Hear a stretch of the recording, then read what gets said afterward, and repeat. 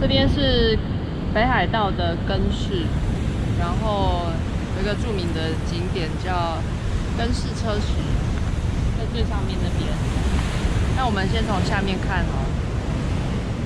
我们觉得戴眼镜好看到最下面的这些应该是披罗拉吧，比较典型的，因为它的表面没有很明显的那些柱状节理，反而是比较范围比较小的裂缝。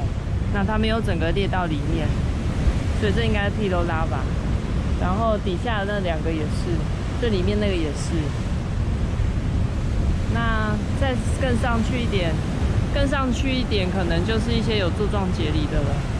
而且这个区域好像可以看到那个柱状节理的分布，可以看到冷却的方向。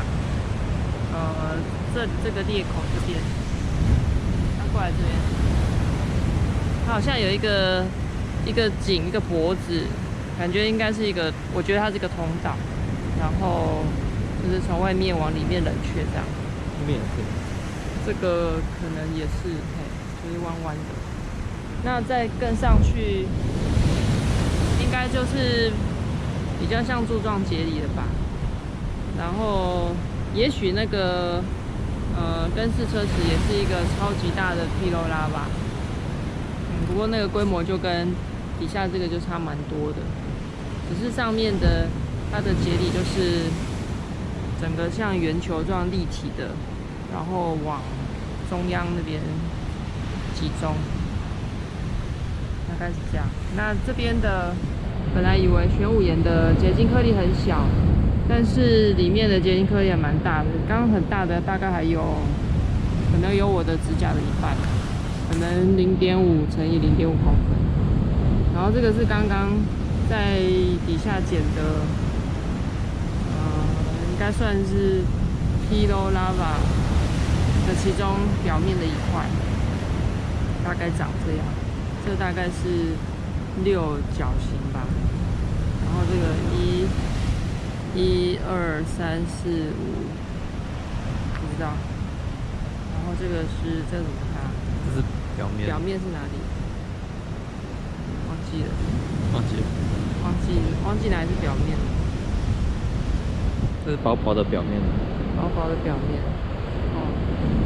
然后里面颗粒看不太清楚，里头的颗粒可能要去比较大，就是底下那边才看得到。这边颗粒比较小，然后拍一个大颗粒的，这是小的颗粒，没有像0.5乘0.5这么大。然后刚才我们都爬到上面去。往下看，然后就在海边，有很大的浪，会有海水泼过来哦。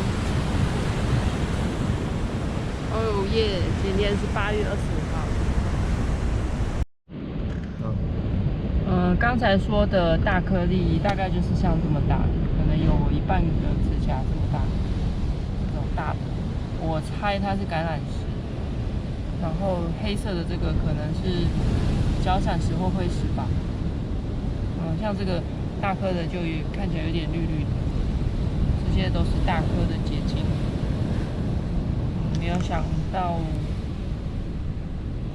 玄武岩里面的颗粒可以这么大。谢谢。